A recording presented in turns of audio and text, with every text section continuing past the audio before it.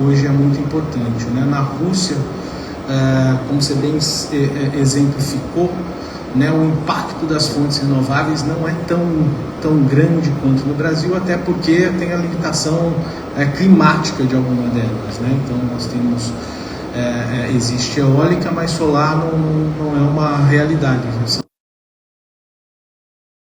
E hoje já existe esse entendimento, e isso está documentado, que a fonte nuclear tem a melhor composição de geração de gases do efeito estufa por quilowatt comparado com outras fontes, quando a gente fala de toda a cadeia produtiva, né? Desde o início da produção dos equipamentos até a geração de energia. Né?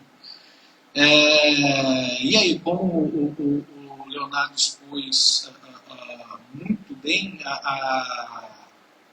quando a gente traz o nuclear para dentro desse cenário da energia tradicional e compara com a parte de combustível fóssil, tanto apesar de se olhar, né, o primeiro número que a gente olha é investimento na construção, investimento no desenvolvimento, desafios regulatórios, né, que são coisas que vão precisar ser vencidos e que existe muito trabalho sendo feito em torno disso, mas que é importante comparar isso com o longo prazo e o que vai se gerar de economia e de desenvolvimento econômico nessa transição. Né? Então, você tem custos mais previsíveis, principalmente na parte de combustível, né? Dentro dos modelos, pelo menos falando por Rosato, pelo menos modelos de contrato, você já tem uma segurança de entrega de combustível, uma segurança de preço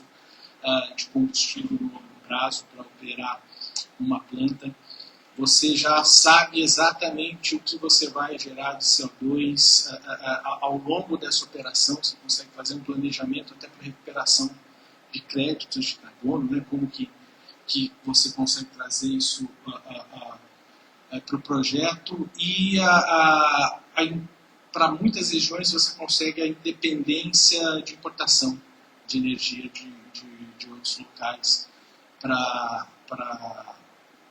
cobrir carga de sistema e assim por diante.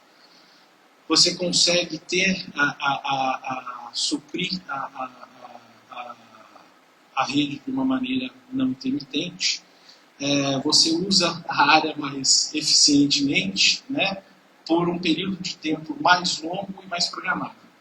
Então você sabe quando a sua usina começa, quando que você vai tentar fazer a extensão de vida útil ou fazer o descomissionamento dela, e você já sabe para onde vai todos os rejeitos, tudo que vai ser gerado durante a operação, você já tem toda a normativa, você já sabe o que você vai ter que fazer com ela no final da operação. Ainda existem algumas incertezas para algumas fontes sobre como esses resíduos vão ser tratados daqui a alguns anos. Né? Nas áreas onde são aplicáveis as usinas, você não tem a dependência em fatores climáticos para garantir a geração. Isso, acredito que é muito claro para todos nós. Né? O que nós estamos vendo de positivo? Né? A gente está com acompanhando projetos de transição, a gente tem essa demanda em alguns países, inclusive no Brasil. O que nós temos percebido, até pelos grupos de trabalhos internos que a gente está desenvolvendo para atender os pedidos do parceiro, a gente já conseguiu perceber, né, que regionalmente, além do desenvolvimento da indústria nuclear, porque grande parte desses projetos precisam ser nacionalizados para ser viáveis, né, então isso é uma coisa que nós já estamos olhando de perto, a gente já consegue enxergar aumento na segurança energética dos países que estão desenvolvendo isso, né? O aumento da qualificação de emprego com esses novos projetos de transição surgindo, e a diversificação da economia, principalmente, né? Porque Antes vocês falava-se em projetos de SMR muito a nível de desenvolvimento, de planejamento estratégico do Estado. Então, quando a gente tem o interesse crescente de setores da economia, né? Transição de plantas de carvão, aplicação para data centers, já são usos isolados exclusivos de cada setor, que ajuda a gente a medir melhor o desenvolvimento da indústria que vai dar suporte a isso como um todo. Então, antes, a nacionalização de um projeto, né, numa região, se envolveria um certo grupo de indústrias. Agora você já precisa aumentar esse escopo, trabalhar mais fornecedores, trazer mais gente para dentro do projeto. E além disso, você tendo a escalabilidade desses projetos, como aí eu vou de novo fazer referência ao Leonardo, a sequência dos módulos, elas conseguem ser implantadas de uma maneira muito mais fácil, né?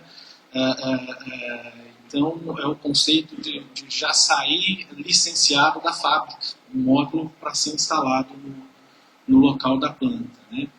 E você tendo isso desenvolvido dentro da economia da região, você consegue começar a expandir a aplicação disso para locais até mais complexos, como as áreas isoladas no Brasil, zonas de mineração e assim por diante, né?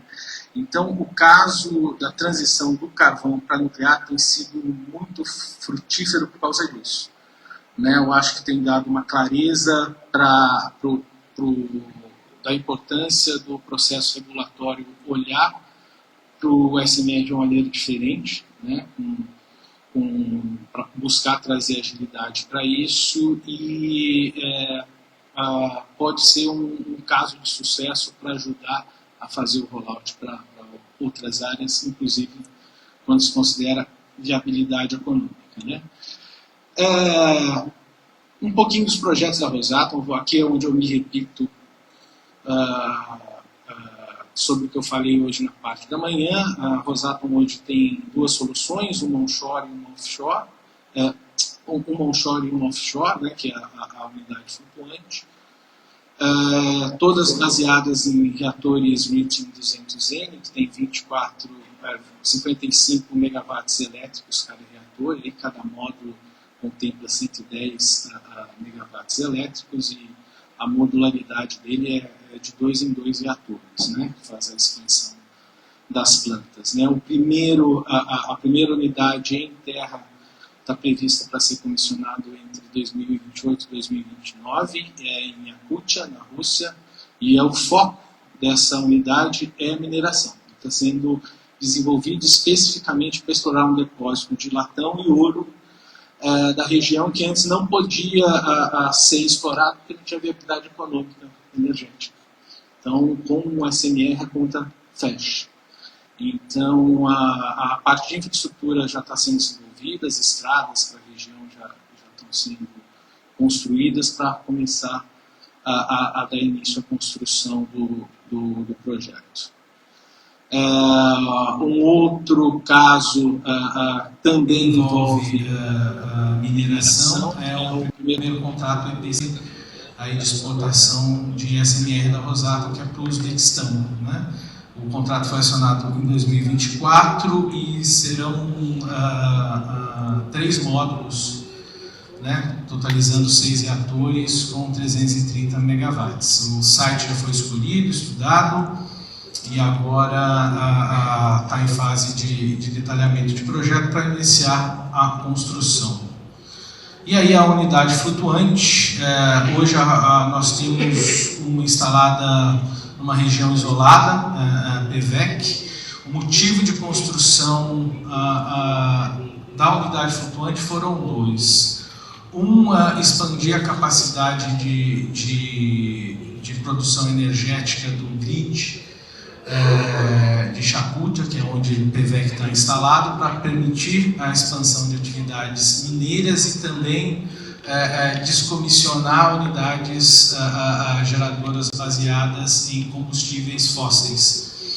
Então, hoje a unidade flutuante já responde por 30% da produção de energia do grid, e a intenção com mais 4 unidades é reduzir para zero a participação de energias fósseis na região e expandir a atividade mineira que acontece por lá.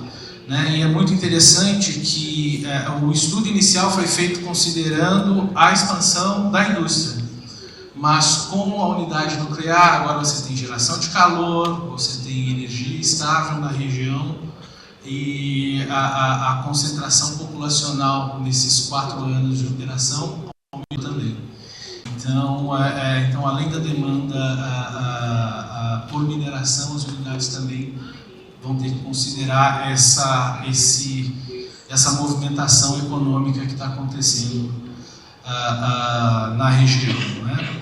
E para os parceiros internacionais, a abordagem também da unidade flutuante como uma bateria nuclear. Né? Esse é o approach que a Rosatom está procurando ter, para já ter essas unidades disponíveis e prontas para atender os clientes, e aí o foco fica principalmente na infraestrutura de instalação dessas unidades para conectá-las à rede e licenciamento, né? O envolvimento com construção e tudo mais passa a ser menor. Então, são 2 caminhos, né, que a Rosatom está olhando, né? O desenvolvimento e construção do projeto todo nacionalizado, né? Ou esse conceito de bateria nuclear, né? Você precisa da geração, você precisa de uma segurança, você tem uma aplicação específica, e aí teríamos a disponibilidade da unidade flutuante para isso, né? Então, um pouquinho aí de como ela está hoje disponibilizada no projeto exemplo aí para internacional, né? Hoje a dimensão básica nessa unidade para mercados internacionais já considera aí a instalação, a modularização através de outras unidades flutuantes. Aí, nesse caso específico, entre 4 e 6 unidades. E um pouquinho da experiência que a gente tem obtido com esse novo foco de análise do projeto para substituição de plantas de geração à base de carvão, né? Todo o estudo que a gente está fazendo, aí, muita gente tem a agradecer aos parceiros brasileiros também, a gente tem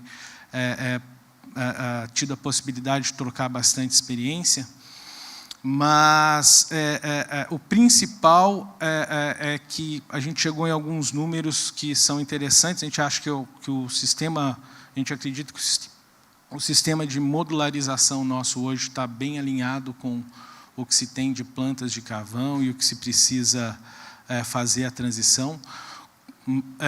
A capacidade de load following, né, que é muito importante observar, né, de plantas de carvão para nuclear, que era um ponto. Hoje a gente já, no projeto, a gente já tem a visão de garantir de 40% a 100%, mas concordo com o Leonardo, isso tem que ser a exceção da exceção. Né? Você tem uma planta nuclear, você quer ela 24 horas por dia, na eficiência máxima, trabalhando o tempo todo.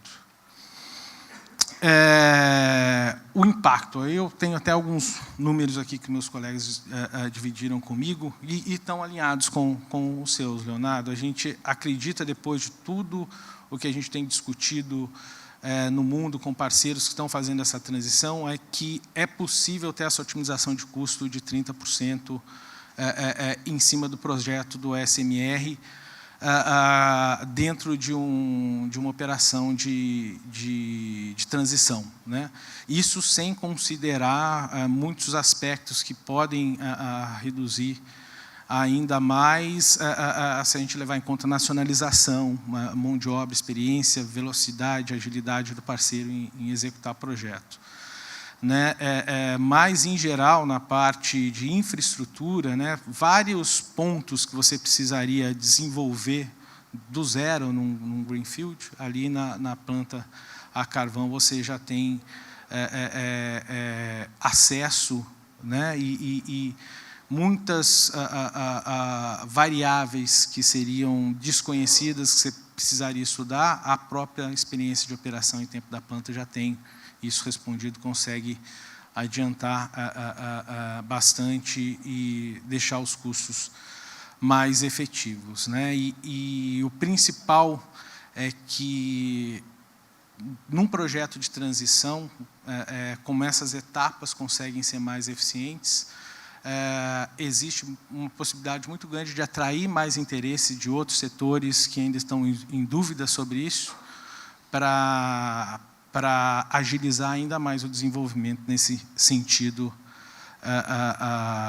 de abordagem dos SMRs ou até mesmo das plantas de potência tradicional, né? Dependendo do setor, a demanda é tão grande que a avaliação já pode ser até feita dentro de um outro conceito, né? O mais importante que é preciso se considerar não tem como escapar da densidade energética, a gente vai precisar ter densidade energética e segurança energética. E eu acredito que o nuclear tem vindo tanto, tem chamado tanta atenção, né, e tem participado cada vez mais.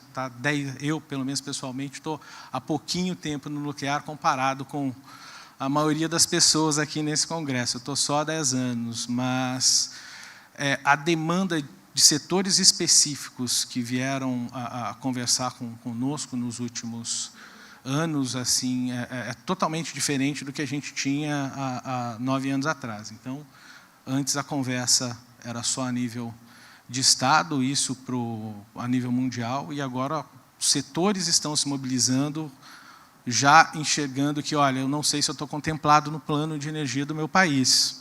A minha demanda é 30% do que eles estão achando que eles vão consumir, né? Data centers, principalmente. Né? São setores que estão conversando em gigawatts de energia e estão começando a entender, a conhecer melhor a realidade do cenário energético, o que precisa ser feito. Bom, a parte é isso. Muito obrigado.